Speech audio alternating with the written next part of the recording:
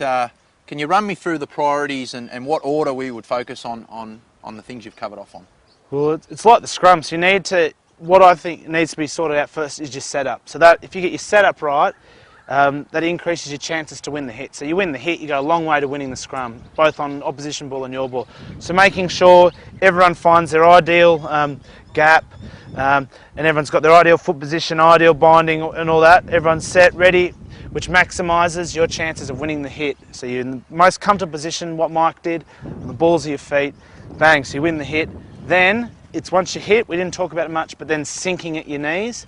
So it's like you hit, and if you try and chase forward and you get straight-legged, it's like you're squatting. Once you get there, you're not pushing anything. Yep.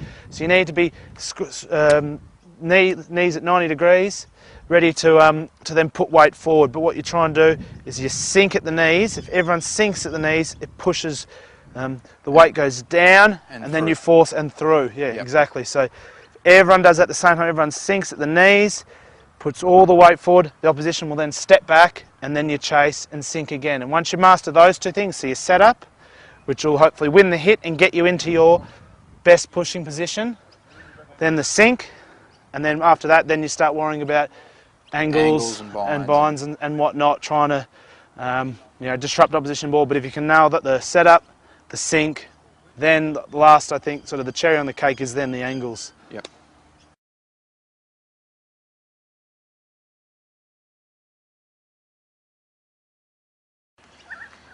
So let's now press on to some wheeling here, Ben. So let's look with start with a loose head wheel.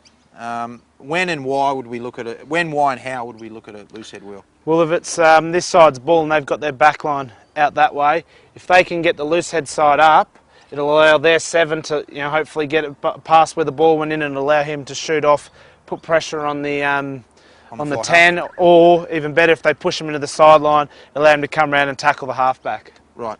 So what type of technique is this guy now looking for to make this wheel happen? Is it just a loose head? Is it working as an 8? How are we going to work it? It's always working as an 8, but especially with the front nose. So we're trying to get you guys to promote you. We want the tight head hitting across at the hooker.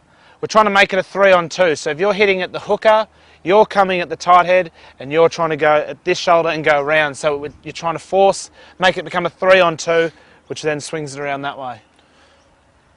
Okay, crouch, touch, pause, engage.